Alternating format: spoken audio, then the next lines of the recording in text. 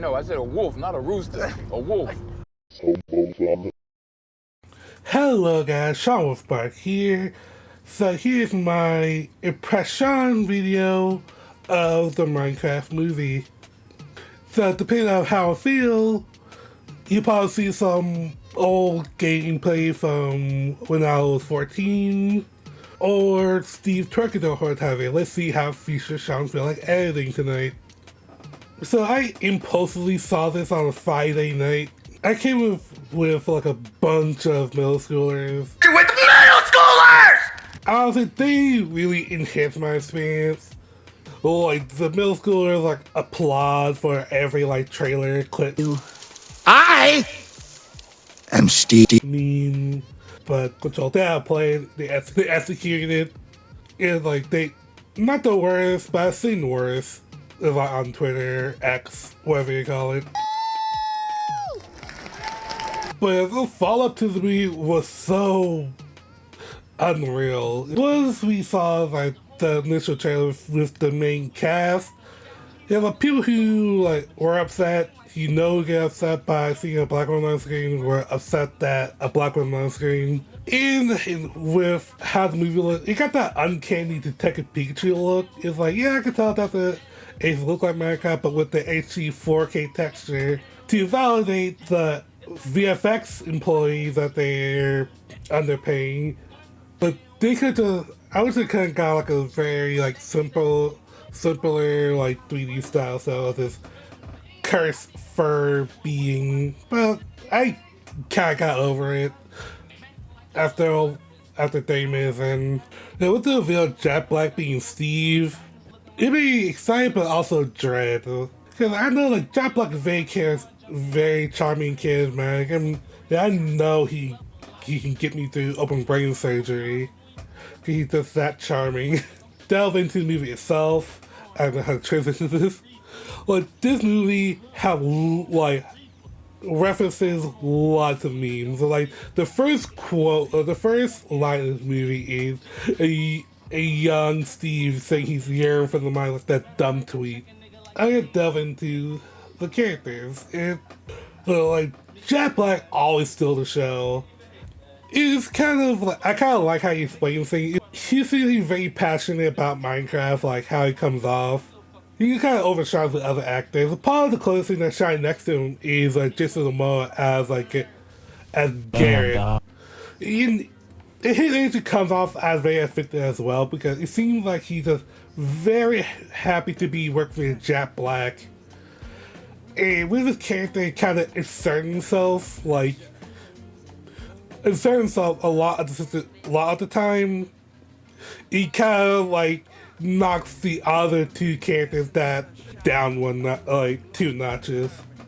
Jason Momoa character is really funny because like his character is like this washed up gamer dude, like a bad timeline Billy Mitchell. I like that he is the slapstick person who gets hurt a lot, gets knocked down over and over, but also very assertive. And like, it's very himself as a jerk, but it's funny and deserved, like Daffy Duck. As for the main characters, Henry and Natalie, they're supposed to be like the main characters, the emotional core, but they are very, very undercooked. Like, they don't really do anything. They don't get to shine.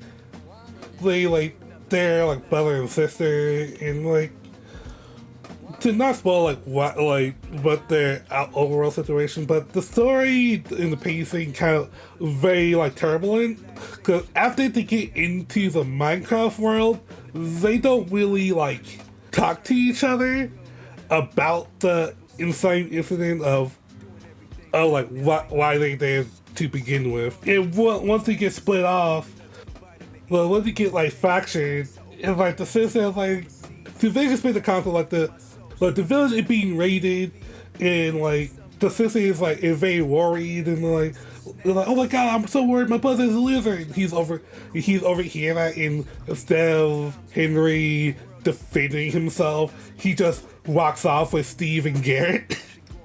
And they just walk off, and they just apart until like the final chapter of the movie. They don't talk about each other to the others. Oh wait, like not only to Don a little bit, which again to Don later.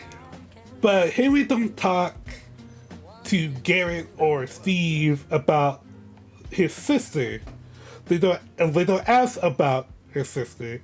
And that really make these characters very like undercooked at crap.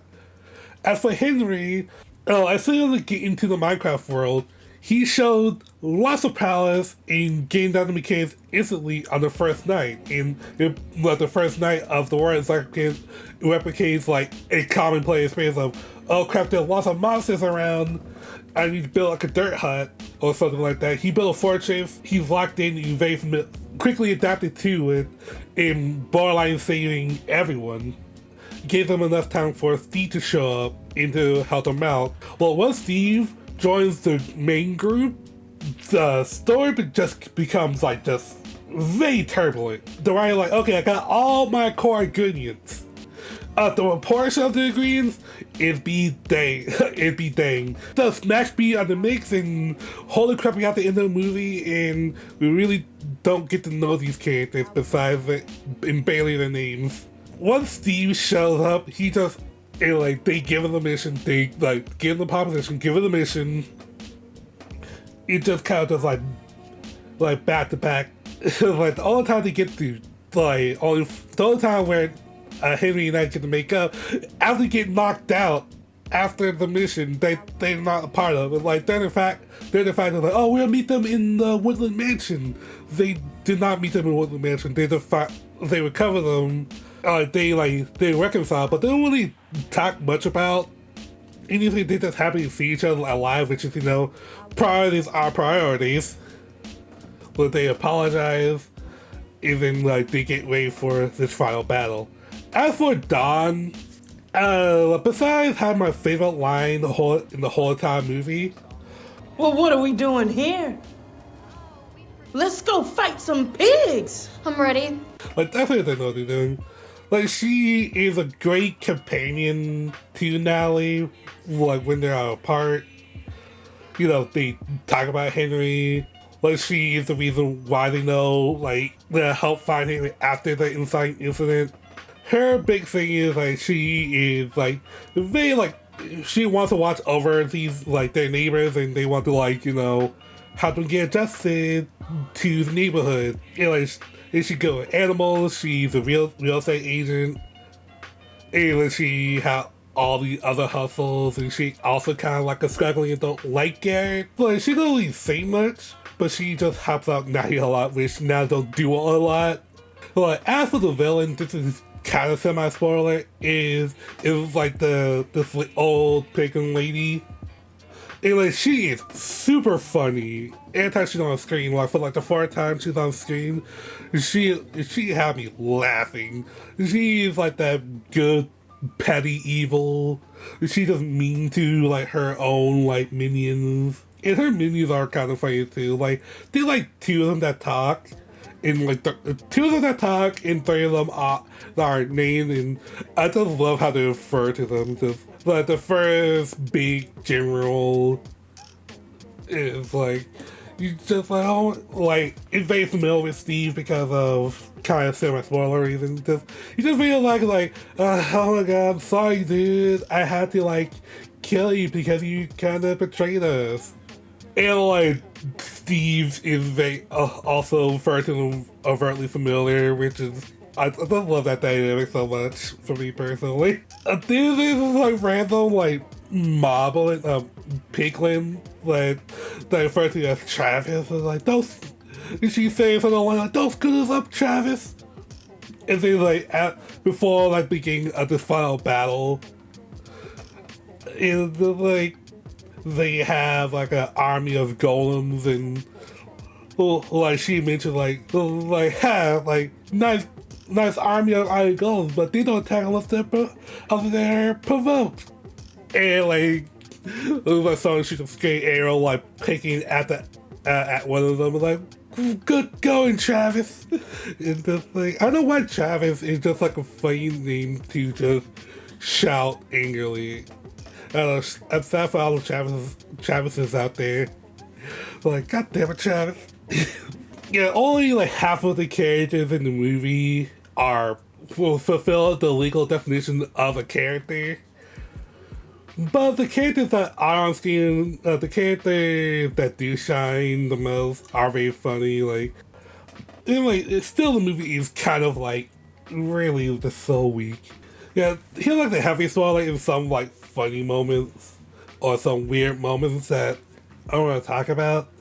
So yeah, just like a heads up, skip to this timestamp if I may do timestamps.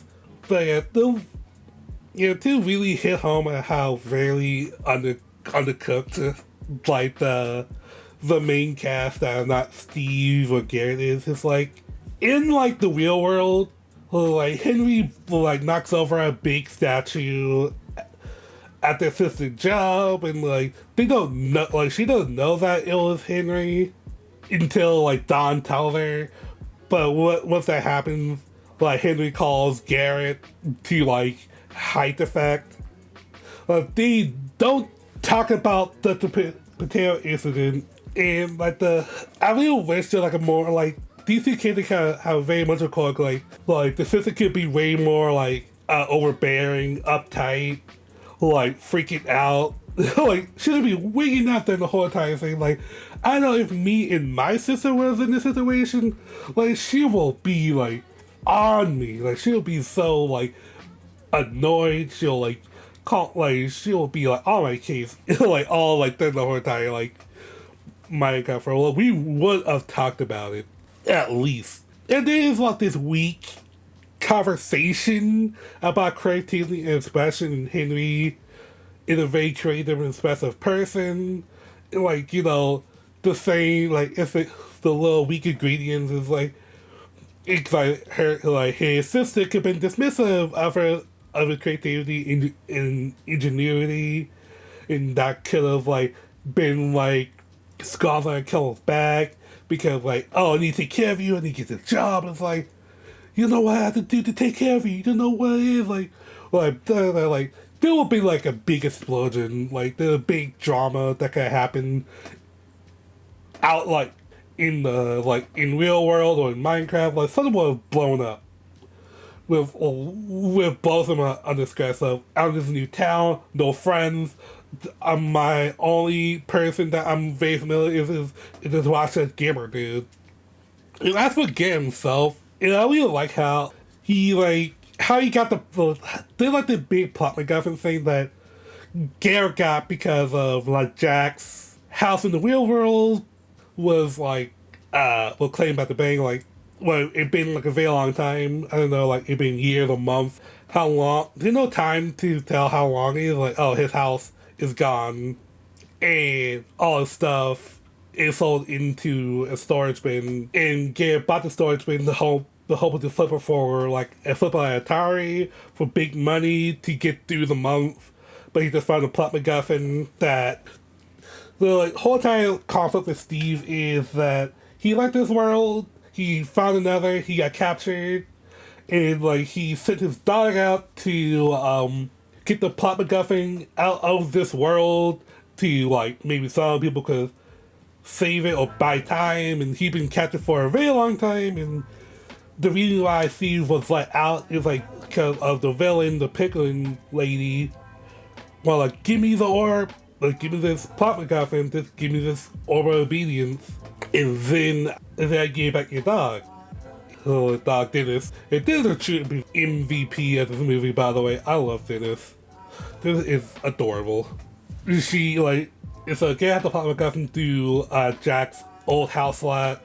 Henry put literally put one and two together. And, like, that pulls him into this world. And then once Jack mentioned their diamonds, like, oh, Gabe wants the diamonds to sell it for money, but along they made like a deal that along the way to the Woodland Mansion, they will pick up some diamonds. And once they took that detour, Henry got upset at Garrett for wanting to get diamonds, wasting time. It's like, It's like, yes, Henry got the right to be upset at Gareth for being a selfish jerk, distracting from the mission of coming back home. Like, was I angry for your sister? Like, I like that Henry chewed out Gareth for that overtly greedy act. And then after that, he just, like, saying Gareth get blown up. Blown up and got taken out of the picture for a while for that. Oh, cool. But yeah, like, after, like, the whole time, like Whitman's sequence, and, like, he got the, like, they got the part to fix the plot MacGuffin, like, they tried to, like, they were getting, like, attacked by the army, they crashed, and, like, yeah, it's just so annoying how everything's just so, like, undercooked, like, especially between Henry and Natalie, and Dawn is funny. Like, oh my god, I like how, like, after this first, like, raid on Steve's village, it was like Natalie and Dawn was, like, handling the army with a hoe and a shovel, and somehow that gives them labeled as the melee combat specialist.